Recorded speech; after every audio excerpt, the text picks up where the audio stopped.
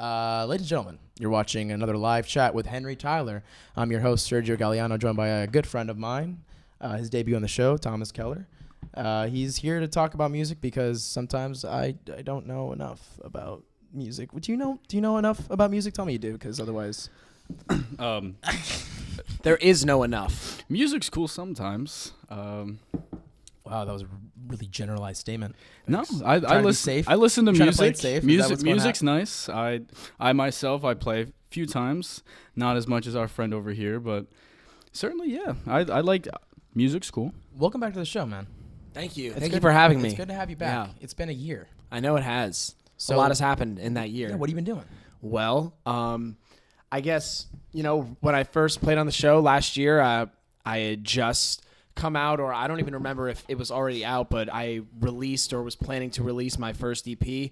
Since then, I've written a whole other 6-song EP that is coming out, geared for the end of October, early November. I don't have a specific date, but that's just me being honest. I don't. But I mean, I don't. I wish I could drop a date, but I really can't. So that's just the reality of right That's now. the reality of art. I started going out, playing more shows in Philly. I got together with the band that you guys saw earlier today, and Bird Dogs.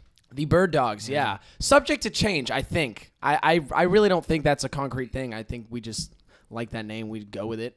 You guys were awesome. Thanks. It was really cool. That, yeah. The Bird Dogs are great. Incidentally, we have a bird dog in our midst. Actually, our director, Christian Kircher, is a bird dog. That guy. Yeah, all right. Can't see him, but he looks pretty. He's okay. So I want you. Just being honest. Can you give me some deets on that new EP that's coming out? Like, what's going on? Well, 6 songs, so same length, I guess. The songs are just, I think, a lot more thought out, a lot more mature. I actually had a bassist come in. I played the bass on the old EP, and I had a different bassist come in, different from Christian. You play bass? No, I don't. Hence why I brought in another bass player to play the bass. He also played piano on a few tracks. I mean, it's just, I think the music is a lot more diverse. I think I'm hitting a lot more different levels, and I think that people will catch on to it a little bit more than they caught on to the last one. I don't want to pretend that I've never heard it before. I actually have, and I like it. I like what you guys got going on. Thanks. The Bird Dogs. I mean, The Field. Isn't that off your new EP? Yeah, the first song we played, The Field, it's track number 2 on the EP. It's, I think, the heaviest on the EP, and it's, we wanted to play that one because, I mean, I think it makes sort of like the biggest impact. It sort of hits the ground running like right from the start, then it falls back, and then it, just comes back in full swing. I think it's a good way to be like, hey, new music, listen. Sorry. You got to get their attention. Yeah, exactly. No, that's what it's about. Now, I'll tell you what, starting off the show the way you did, it was definitely a kick in the nuts, as they say. Well, I'm sorry. Who says that? Dude, RFA says that. Brandon McHale said that. Oh, straight damn. up. He was right here, and he said, we like to kick people in the nuts. Damn. I heard that. That was a direct quote. I actually do remember that. I do remember that. Or something. It was something in that regard. No. I don't want to just lie. It happened. Lie on camera. Quote. I want a bibliography after the show. Forward port. So, MLA. any shows coming up? What's going on with that? Well, I'm playing Wahoo's September 30th. That's going to be an acoustic show, but I think even those are, fun to come out, and I'm going to be trying out some new stuff that I wrote even after the stuff on the EP. And, it's going to be fun. It's going to be laid back. Alyssa Joseph is going to be there, who's awesome. I've played with her in the past, and it's going to be a good time. So come out to that September 30th. It's a Friday night. It starts around 8:30. Goes until like 11.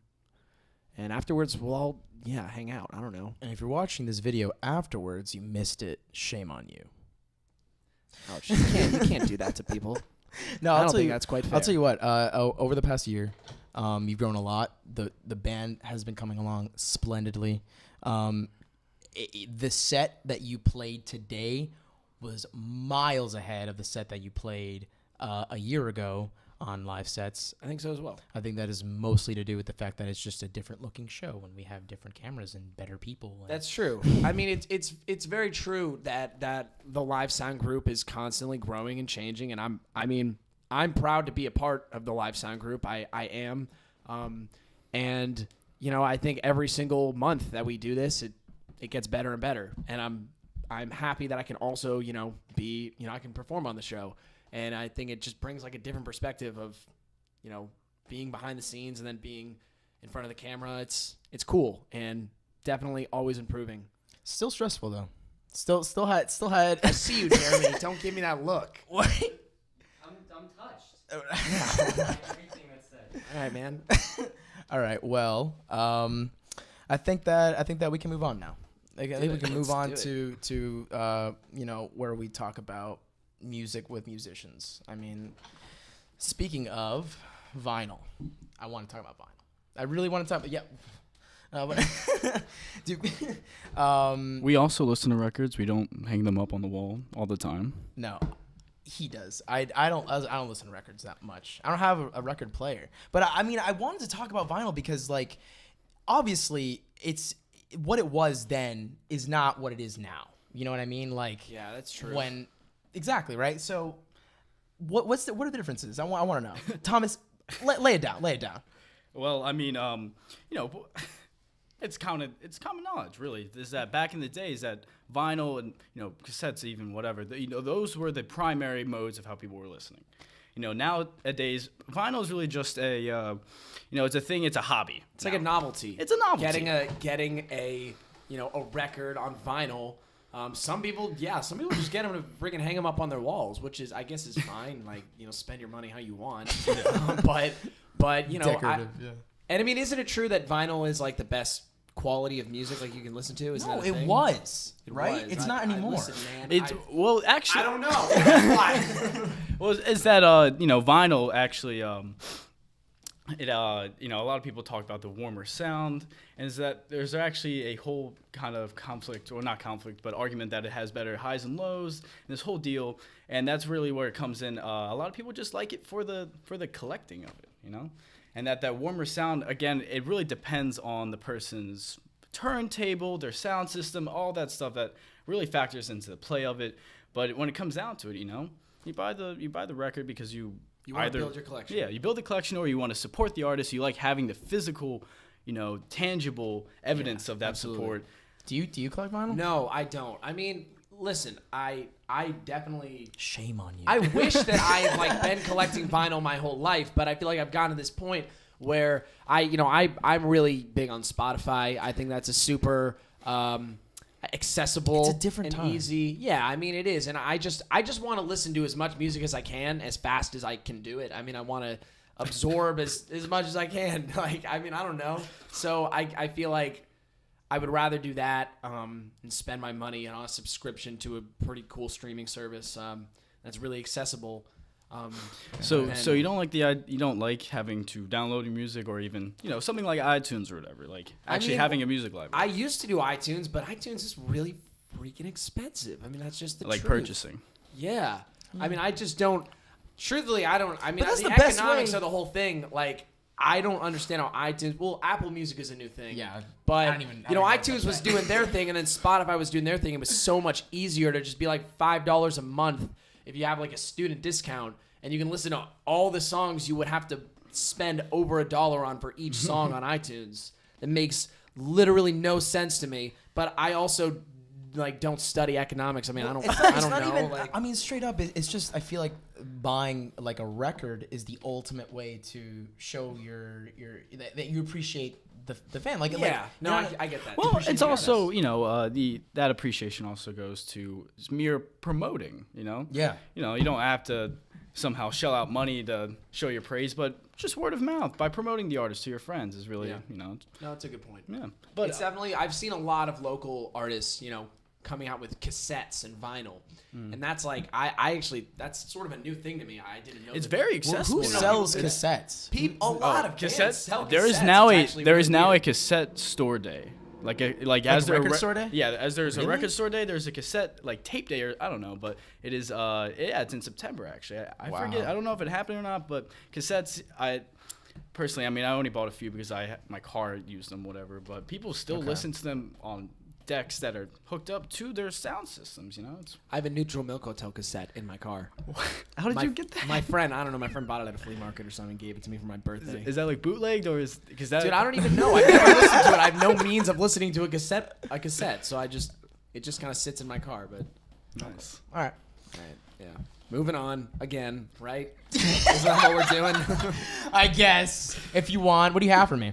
Oh yeah. Okay. Well, I guess what I have been thinking recently, going along with when I was saying that this new EP that I have is really diverse, and I honestly think that my last EP was a little diverse as well. I mean, if anyone is familiar with my music, you have a song like The Rush of Brook, which is a really mellow, very calm acoustic song, and then you have Darling Couldn't You Come Home, which is like dancey, like yelly. I don't even know how to describe it. It's Just all in the mausoleum, man. yeah. But point is I guess what I've been thinking recently is does that hurt the artist if they don't sort of start finding like a sound that carries through all of their music, and people can really latch onto a certain type of song that a band might, produce. I mean, there are specific bands that I'm thinking about. I mean, I don't know if anyone knows Twin Peaks. I feel like Love Twin Peaks. they're a great band, Yeah. but a lot of their songs, like not in a bad way, but a lot of their songs sound the same. Yeah. There's a very They got a clear style. there's a very clear sound that carries through all of their albums, and I feel like listening back to my EP, my new one, that hasn't been released yet, I feel like it's like, okay, one's very soft, and then it's The Field, and then it's super loud, and then it will come back a little bit, and then it'll be acoustic, and then it's like electric, it's like jazzy, it's all these different like levels of kinds of music that are happening in one spot, and it's hard. I don't know if it's hard, but I guess I'm wondering if that's difficult for people to latch onto, if that hurts an artist that's trying to get their music out there. Well, I think an artist showing how versatile they can be is really nice. I think it really comes down to the very hard-hitting changes that they can make within their music. Right off the top of my head, which is one most people can be familiar with, is sort of like what MGMT did with their first album compared to their second, Easy, yeah. which was Oracular, Spectacular, and Congratulations.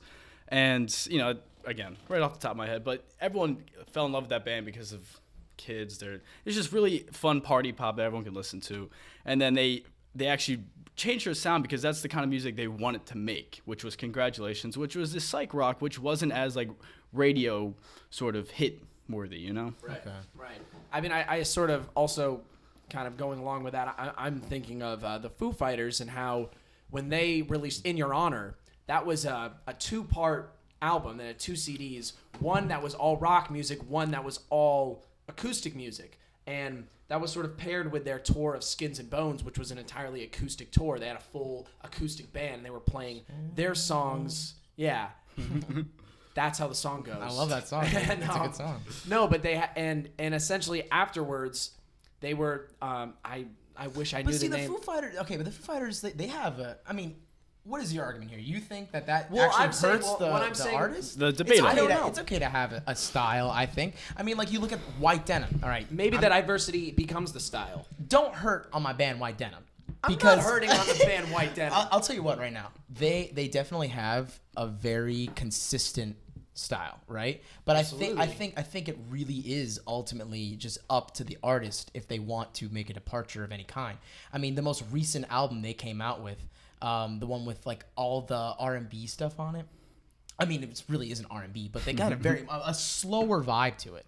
It's like it's nothing like At Night in Dreams. Like, what was that, Corsicana Lemonade? Yes. Like that stuff was like hard hitting, and like you can feel Texas right in your gut, right? But Right. the thing is it really is up to if they want to take that step or not. I feel like they can have their own style, Or even, within a recent case is that we've all been listening to, and that's Bon Iver's new track. Oh my And God. his new Yeah, tracks, God. actually. So good. And so, everyone has kind of fell in love with this guy over the years because of his just really solemn and melancholy and sentimental acoustic music. And granted, he does have a few standout tracks that kind And of push those And boundaries. he's worked with other artists in the past. I mean, Yeah. I was And You he can had- hear Kanye. just this morning I was listening to James Blake. Oh yeah. I Oh, you never. Yeah, man. James Blake, and I forget what There the song is a was called. limit to your love. Yeah, yes, no, and it was like We're gonna get a copyright electronic. strike. It was sort of, it was interesting. It was the first time I heard it, but then, yeah, and I feel like he comes out with 33 God, and it's freaking, I feel like he's using the things that he's learned from working with other artists and creating like a whole different style for himself, and it's freaking crazy. Yeah, It's awesome. And, and it's awesome because interviews, anything like that, he just talks about those influences as well as just personal things, where he kind of realized, just through his own experiences that he wanted to make a shift like that. Where the places that he created with his previous albums, he wanted to depart from those. So, a lot of it factors into, if someone goes through some crazy mental breakdown, anything like that, that shifts into their music, Yeah, absolutely. But I guess, we sort of have strayed to like large scale departures from styles, but I'm sort of thinking of like really different styles in one place. You know in what one I mean? album. In one album. You know what I mean? Well, That's Come on, it's got an album has to have its own identity. That's okay, right? well, that's what I'm saying. Maybe the diversity becomes the identity. Maybe that diversity of someone who produces something with so many different levels and kinds of sounds, that becomes the style. Okay. And maybe that's something that people can latch onto, but maybe it's just a little bit more difficult to latch onto. I don't know. Well, yeah. I mean, I was gonna say is that it's happened plenty of times where a single comes out, anything like that, and you hear it, it sounds great. You check out the rest of the album, sounds nothing like it. And it's almost a disappointment. Yeah. Almost a disappointment, but not you, Henry Tyler. We'll see. Did not disappoint. I have to see. say, you got a good set today. Thank you. Thank you for coming back on the show. Thank you for having me. It was a great time, Thomas. Thank you for coming on the show as well. Yeah, And thanks. sharing your wisdom. It was alright. Your I look forward to seeing this vast- guy in future chats. Maybe. Yeah, We'll see. I We'll mean, I don't see. know. I don't know. I think he had some okay input. Yeah, he was all right. I'm getting really nervous. Ladies and gentlemen, I appreciate your time. Please check Henry Tyler out at Thanks. Spotify. You're on Spotify now, right? You can listen to me on Spotify. You can get me on pretty much any sort of Bandcamp, Facebook, whatever. You're going to find me under Henry Tyler Music. That's HENRI. Tyler Music. Henri. That's it. It's with the I. And us, Live Sound Group, Instagram, Twitter, mostly Twitter. Be part of the conversation. Thanks Yeah, for watching. Absolutely.